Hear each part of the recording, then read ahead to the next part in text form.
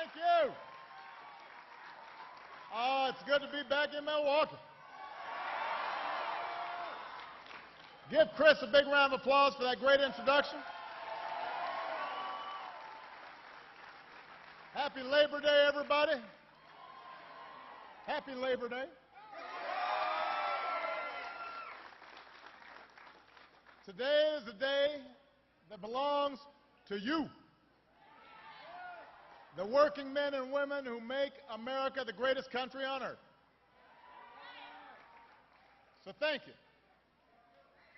To the working folks who are here today and the unions who've always had your back.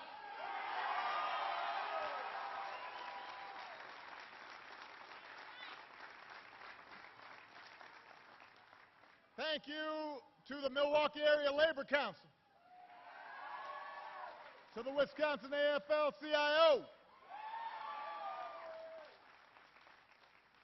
It's good to be back at Labor Fest. I hope you don't mind. I brought a friend with me, somebody who's fighting for American workers every day. America's Secretary of Labor, Tom Perez, is in the house.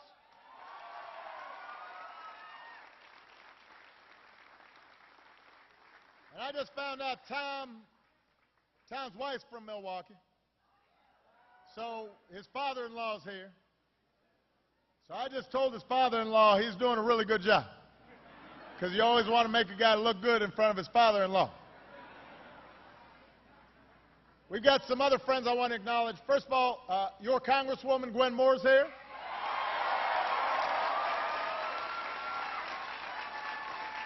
Your Mayor Tom Barrett is in the house.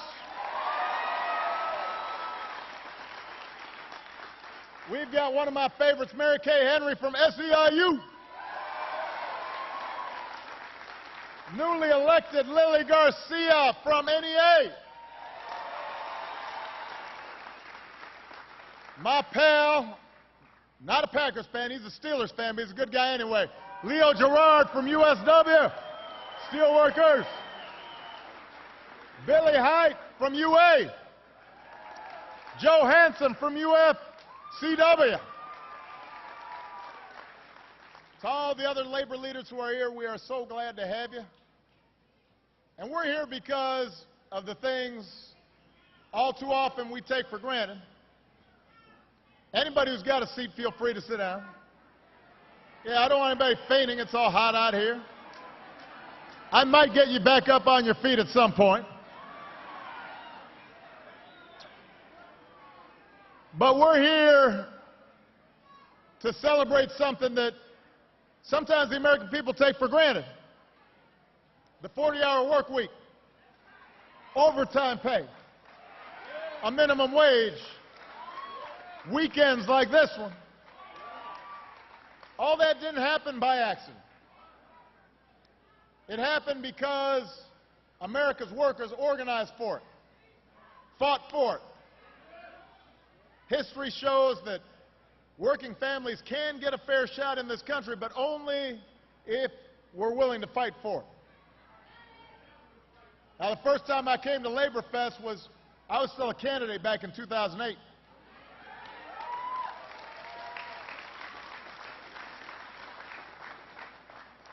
And during that campaign, I promised, if you send me to the White House, I'd stand with you in that fight. Now,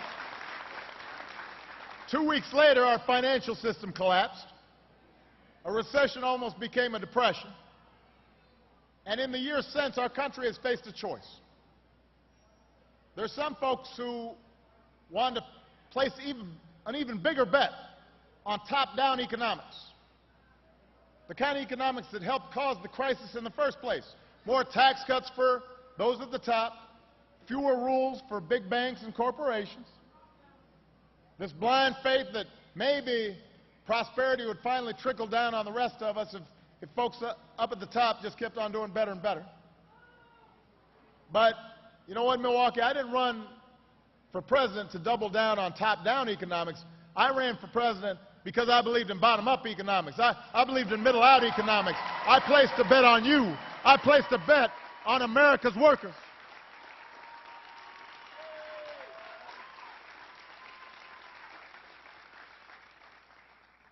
I put my money on American workers.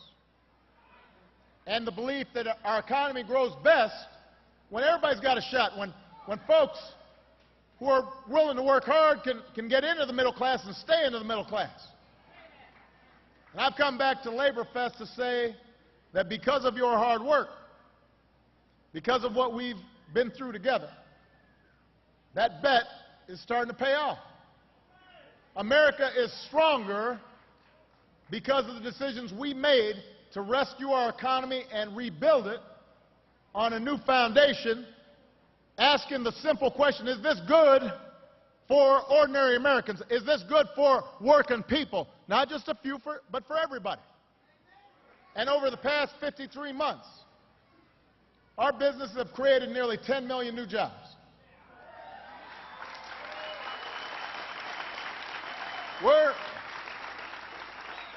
We're on a streak where the last 6 months we created more than 200,000 jobs each month. That's the first time that's happened since 1997.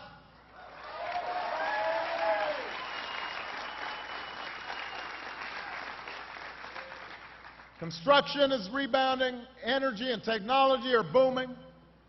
American manufacturing is steadily creating jobs for the first time since the 1990s. Our businesses export more goods made right here in America to the rest of the world than ever before.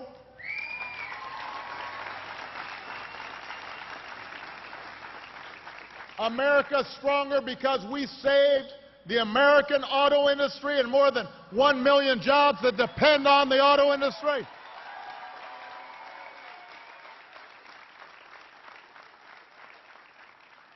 Today, our workers are building more cars than any time since 2002. And by the way, they're really good cars.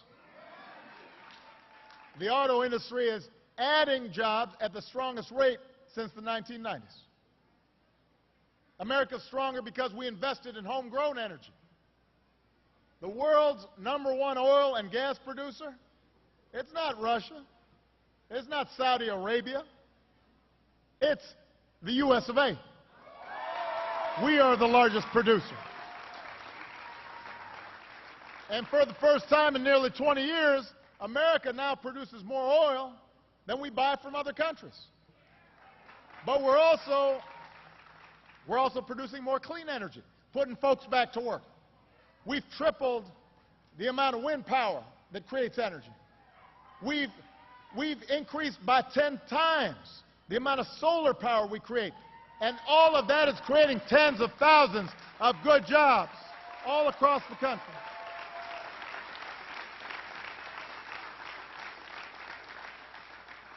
America's stronger because we set our schools on a race to the top. We help more middle-class families afford college. Today, thanks to outstanding teachers, our high school graduation rate is at a record high.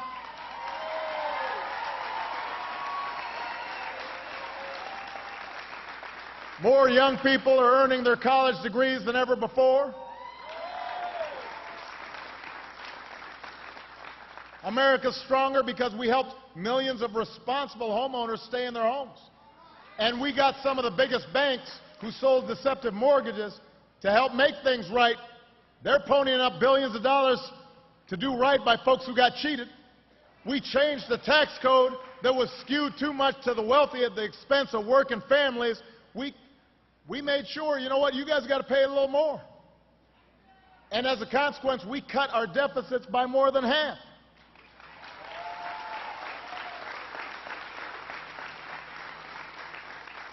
And yes, Milwaukee, America's stronger because millions more Americans have the peace of mind of quality, affordable health insurance that they can count on. Yeah, we did that.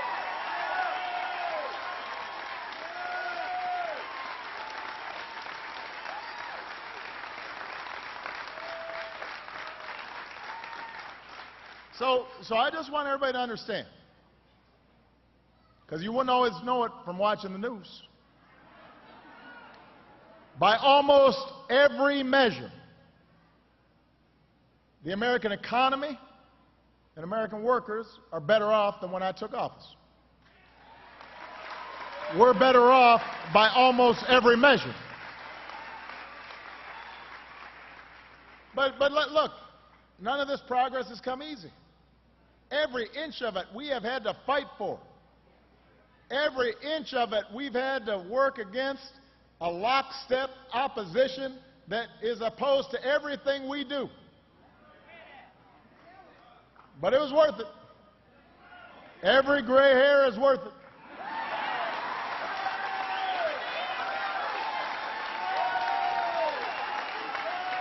Every gray hair is worth it. And at least I still got some hair.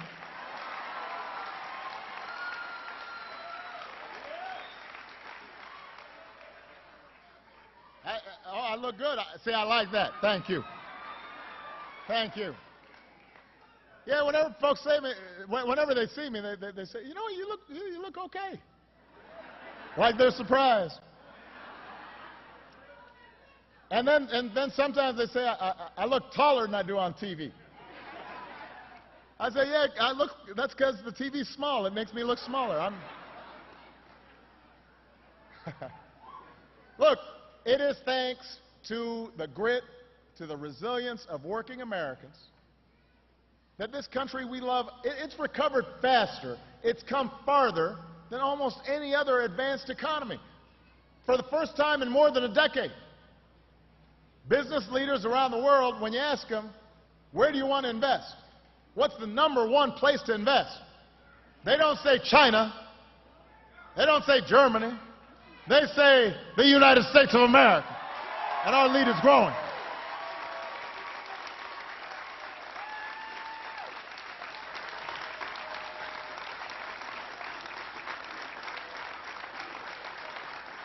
USA.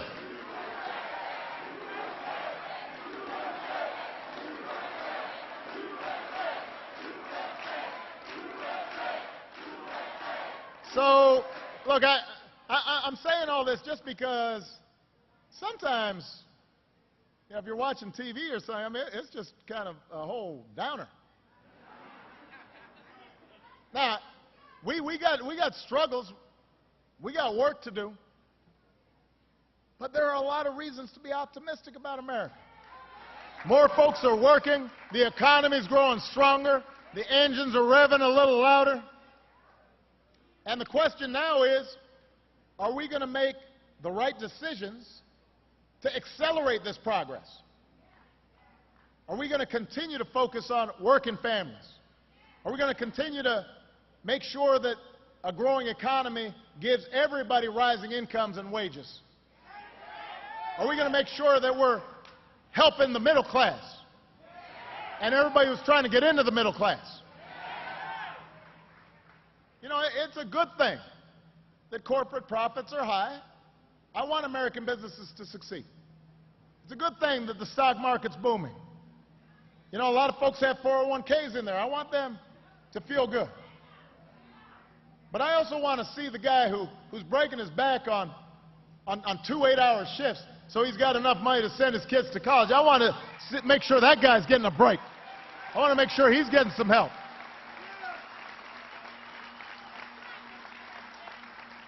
I want to see that woman who's worked for 40 years be able to retire with some dignity and some respect.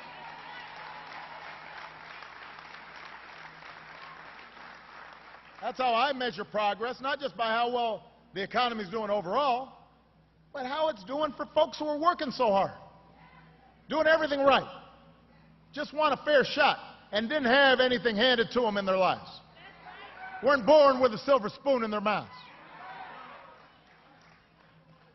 And the reason that's who I'm thinking about is because that's the family I grew up in. That's the family Michelle's family grew up in. This country gave me a chance. It gave Michelle a chance. I believe in the American dream because I have lived it. And I ran for this office to restore it for everybody. So no matter what you look like, and no matter where you came from, no matter how you started, you can make it in America if you try.